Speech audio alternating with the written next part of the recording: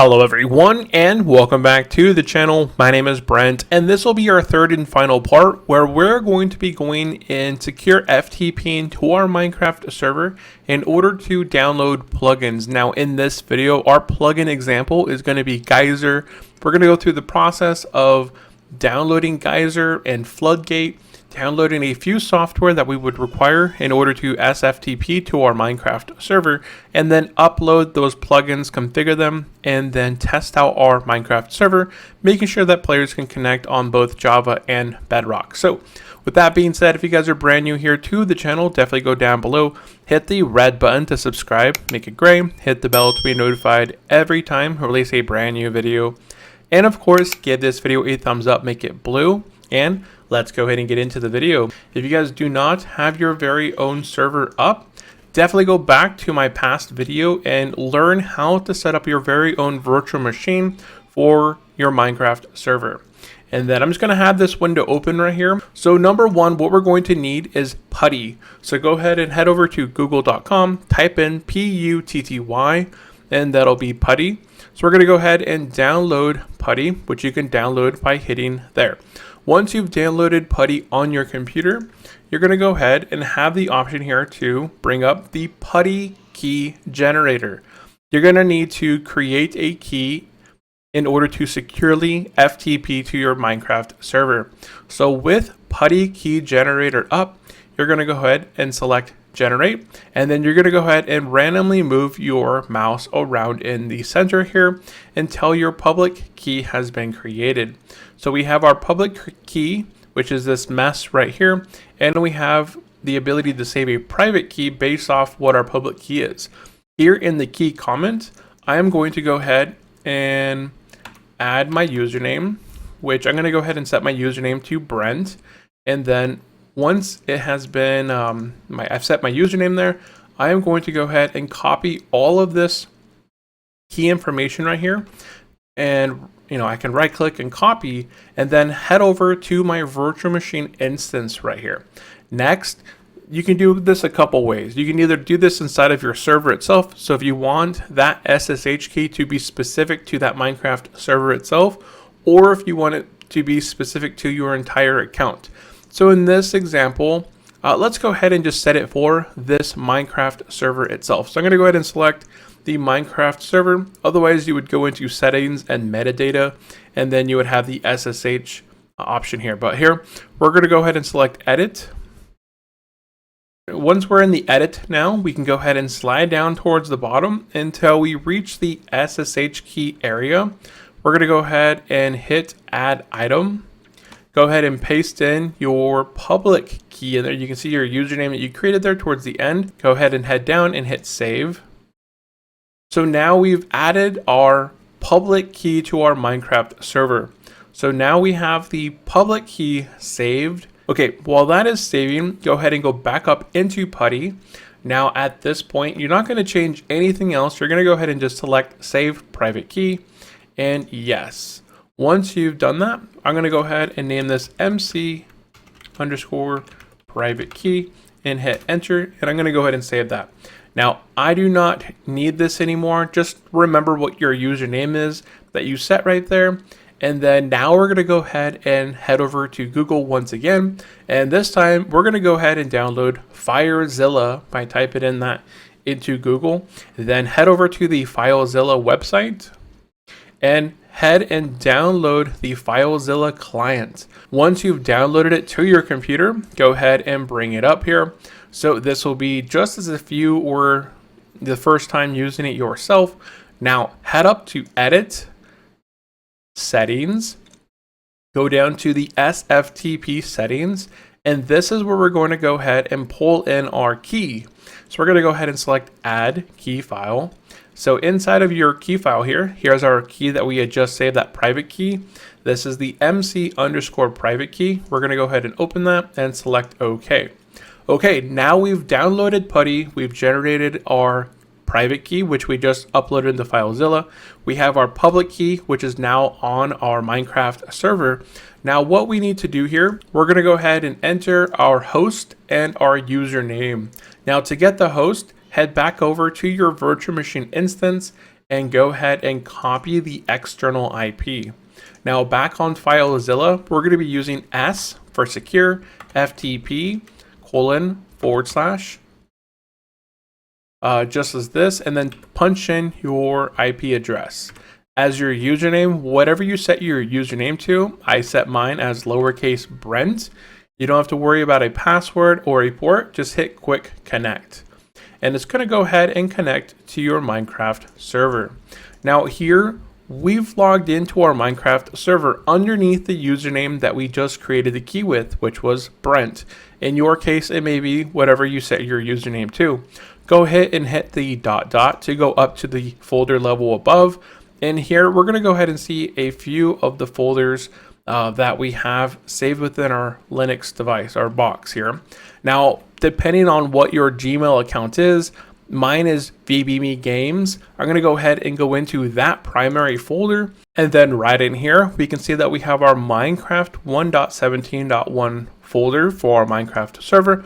We can click within here and we can see all the files from that paper version of Minecraft that we are running. Now, one quick test here, we are still not able to edit any directories or files within here. If we try and add a file such as test, it says here that we have our permission denied.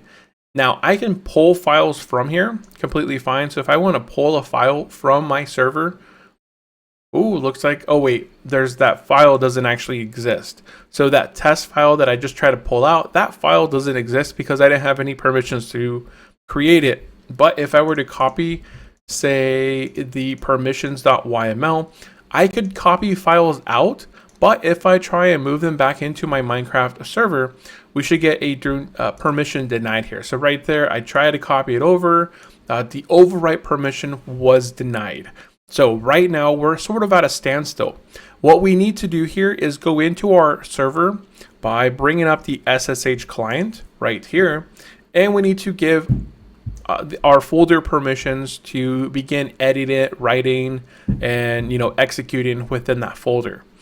So what we're going to be doing here is going ahead and type in a command here. So what we want to be doing, go ahead and type in ls to get the list of the folder that we want to edit. So our folder there is Minecraft-1.17.1. It may be a little bit different for yours.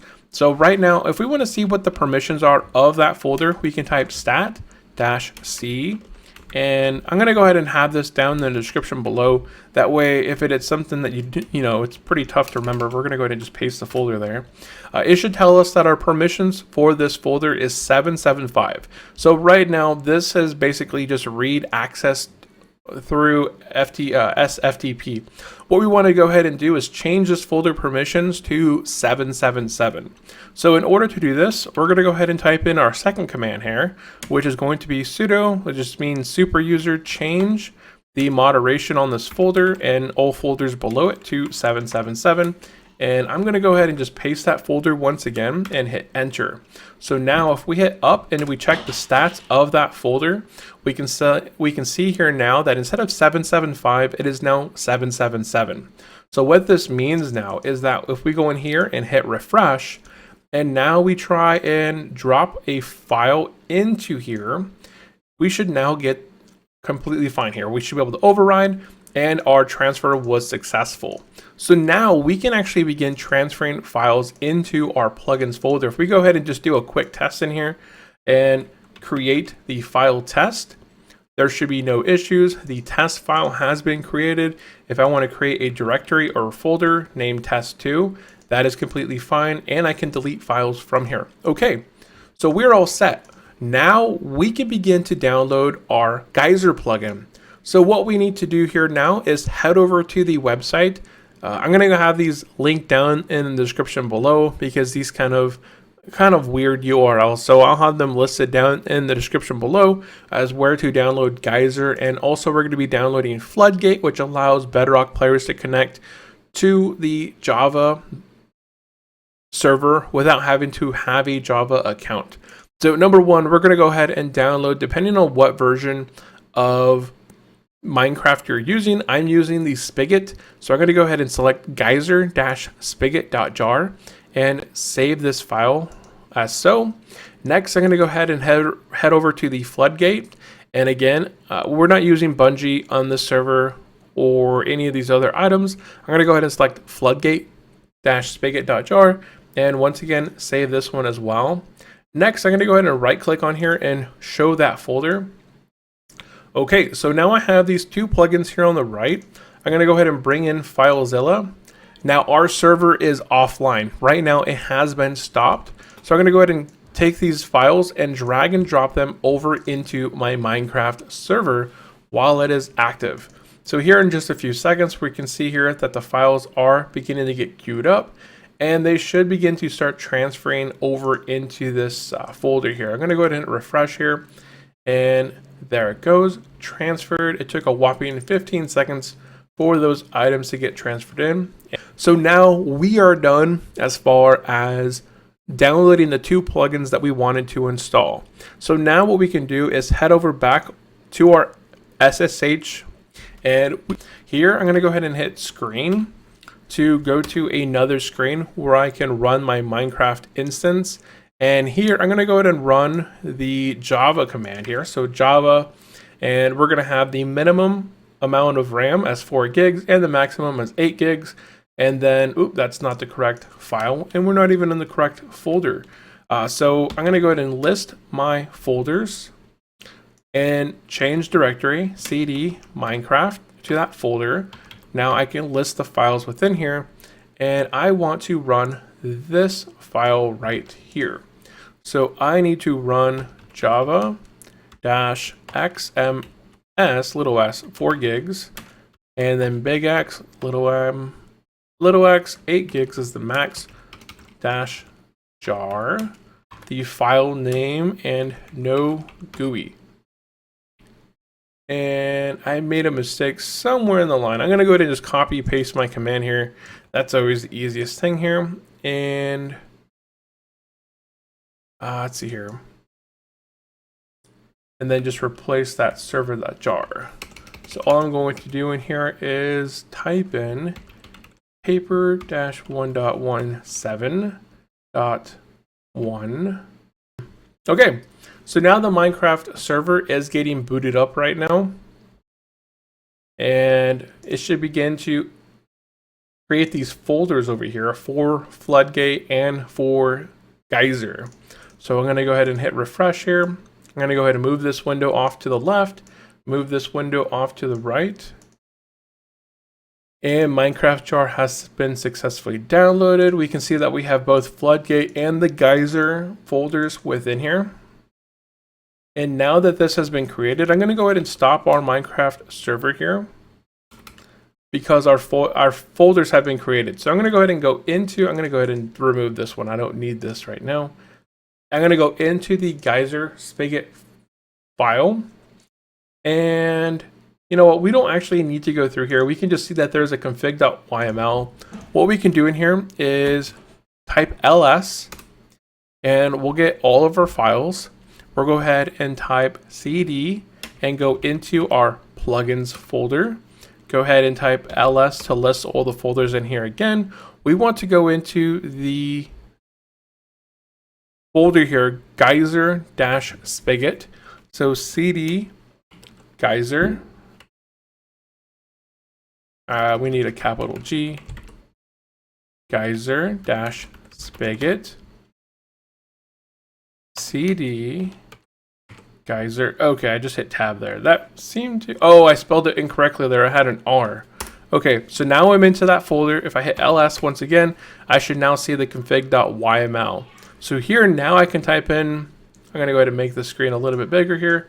I go ahead and type in nano for our editor, our file editor, and type in config.yml. And that's going to bring up the config file here. So we're not going to change the port. The port's going to remain 19132. In our previous video, we went ahead and set our firewall here on the virtual machine to that 19132 already. So all I'm going to do is type in here, this is a Bedrock Google free, we'll just say free, Bedrock free Google Cloud 1.17 server. And we'll just say this is a YouTube tutorial. And then I don't think we need to fix anything else down here. Everything else should remain the same. Oh wait, there is one other type right here. We do need to allow the auth type right here underneath remote. We want to go ahead and set this to FloodGate. So we did download the FloodGate plugin. If you set this to online mode, offline would mean players that are cracked would be able to join onto your Minecraft server as well. Online means players that have Java accounts. And if Bedrock players try and join onto your Minecraft server with online mode set true, they would need to log on to your Minecraft server and then log on with their Java accounts. They would need that in addition. The option here that we want is FloodGate, because what this does is it bypasses the authentication needed to have a Java account, and they're able to log into your server without having to have that account there. So that's all we're going to change in here. All we did was change our message of the day and the authentication type. And then all we're going to do here is hit Control and hold it, and hit X and hit Y to save our modified information. Hit Enter to exit out. And now I'm going to go ahead and back out to our primary folder here to run the Java file. So I'm going to go ahead and hit CD to change directory back out. I'm actually going to go ahead and hit CD to our Minecraft-1.17.1 folder, and then here I'm going to go ahead and hit up until I see the Java, this one right here, the Java file, the execution command in order to run our Minecraft server, and execute that. So now we edited our config for Geyser. We've gone back and saved everything, and now all we're doing now is bringing up our server once again. We can see that the Geyser plugin is being loaded here. So here, loaded FloodGate key, started Geyser on that 19132. Our server is up now, and at this point we can actually log into our server. Now I do not have a Bedrock account to log into our Minecraft server and test it out, but if you guys are watching this video here and you guys are on Bedrock, have a Bedrock account, more than likely you are able to log on to this Minecraft server now. What we can do here to check it though is copy this server IP address or the server address and head over to bedrockinfo.com. And what I can do here is get the status of this server, and we can see that this is the Bedrock free Google Cloud 1.17.1 server. And we can see this is a YouTube tutorial. We can see that this website is pulling the information from that Geyser config that we set up. It can see that our server is online, running 1.17.1.